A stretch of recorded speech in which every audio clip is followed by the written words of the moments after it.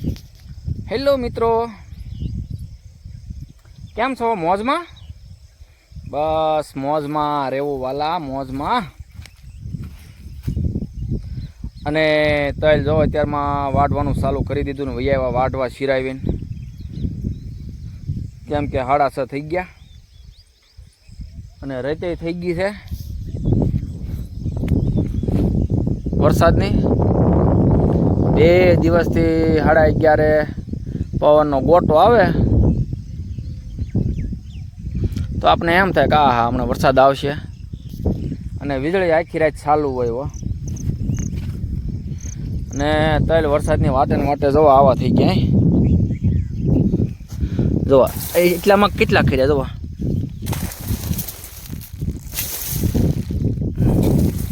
કેમ કે સલાખો રાખવો પડે છે રે,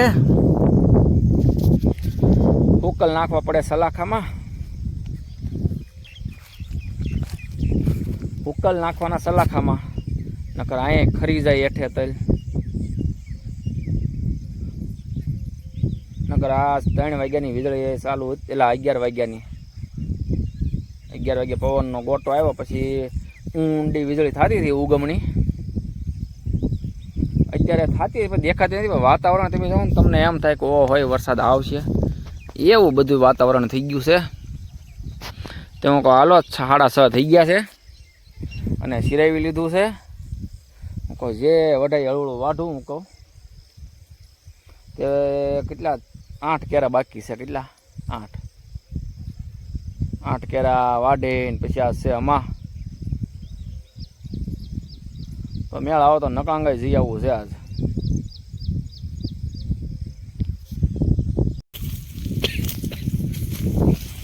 ટાટા પોરના મણ્યા તૈલ વાટવા 7 વાગ્યા 7 જણા આવી ગયા વાટવા. એ શિરાવી કારવીને વિયાવા થઈને જમવાનું બાકી થઈ ગયો.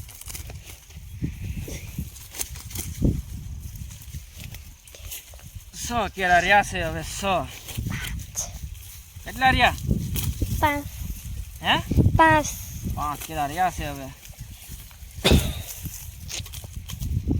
એક કેરો આવશે ને હવે. 1 કેરો વધશે. તો 1 કેરો વધશે. કોના ભાગનો કેરો વધશે? દીદીનો. બોલાવો. વાતાવરણ વરસાદનું થઈ ગયું કે એવું લાગે? વાતાવરણ વરસાદનું થઈ ગયું. હે વરસાદનું થઈ ગયું. વરસાદનું થઈ ગયું. વરસાદ આવશે એમ ને એના બેન? સારું લે, હમણાં ન લાવો, એ તલ ખખેરવાના છે. હો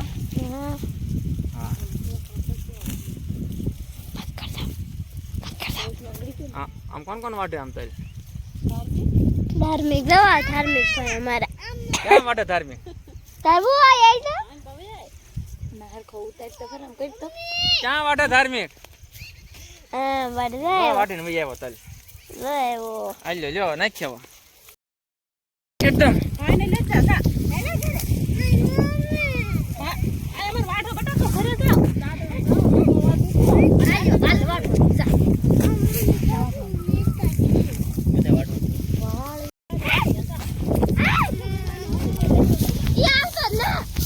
જા ધાર્મિક વઈ જા, ઘરે વઈ જા. જા ઘરે વઈ જા.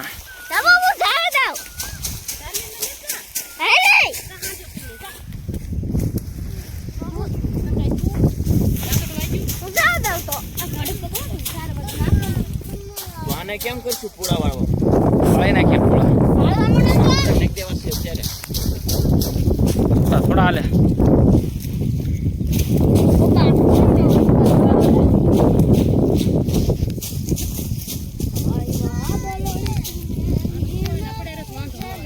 ના ના નો વાંધો.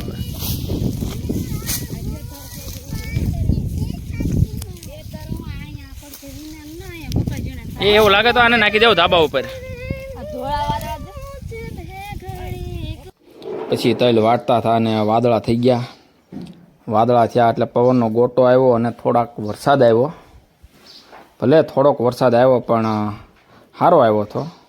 તો પછી વૈયા ગયા માં હતી એટલે નકળંગ નાવા, અને વાટમાં કોઈ સીએનજી પુરાવતા જઈએ તો અને પોગી ગયા નકળંગ. હર હર મહાદેવ કે. અને એમાંય આજ અમા હતી એટલે અમાની ગળદી તો હોય. અને નકળંગ પોગી ગયા અને દરિયાના કાંઠે જઈએ છીએ.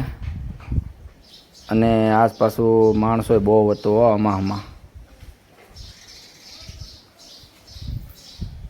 કહું ધીરે ધીરે હવે હાલવું જોઈએ.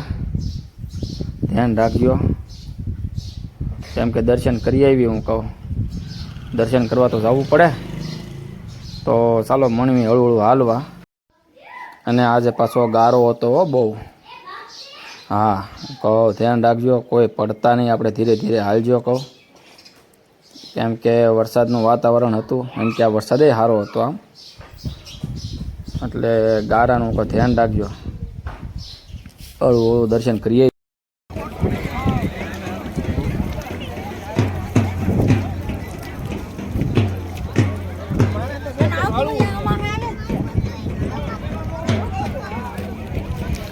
દરિયાનું પાણી આવી ગયું છે ઓરું. ને અહીંયા દર્શન કરવા જવાના છે. જય નિષ્કલંક મહાદેવની જય. અમા રહીને જ અમા એટલે અમા નદી તો હોય તે ગળદી.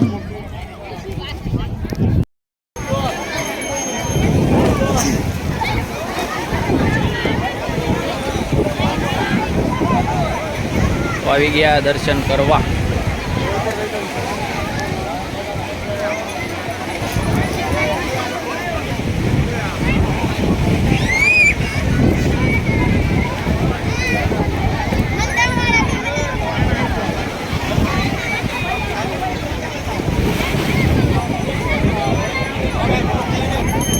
તો ખરા. અને આમાં છે દરિયો જ્યાં જો 12 સાડા 12 થયા છે. 1 વાગ્યો છે અને દરિયો અહીંયા ઉપર આવી ગયો.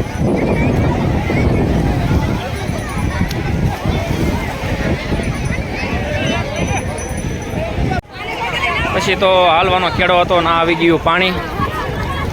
પછી દર્શન કરીને નીકળી ગયા ધીરે ધીરે. પાણી આવી ગયું વધારે અહીંયા. પાણી હોપટ હાલવાનું થાય હવે.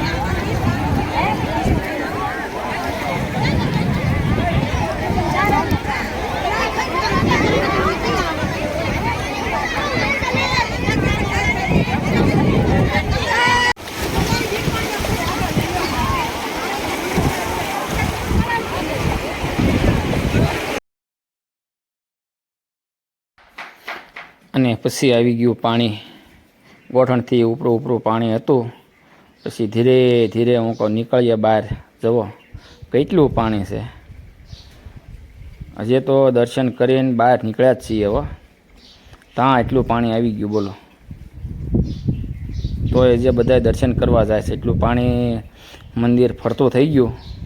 તો એ જે બધા દર્શન કરવા જાય છે અમુક બોલો. કેમ કે ગોઠણથી ઉપરું ઉપરું પાણી એટલામાં છે. અને જે પાણી આગળ આવતું જાય બોલો. તો દર્શન કરીને વૈયાવા કાંઠે. ને હવે ધાડીમાં મંદિરે જઈને પછી નીકળી જાવ ગાડી લઈને. હર હર મહાદેવ.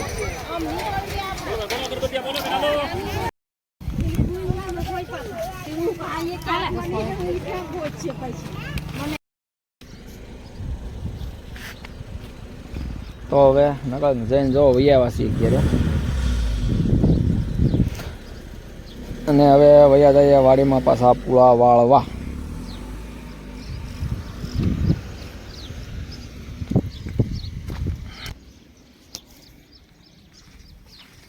તો નકળંગ જઈને વૈયાવા ઘરે. અને હવે વૈયા જઈએ વાડીમાં પૂળા વાળવા. કેમ કે તેલ વાટતા વાટતા ગયા થવા નકળંગ. પૂરા તો કરવા દો હે બરોબર ને. તો તેલ વાટતા વાટતા વૈયા ગયા હતા નકળંગ નાવા.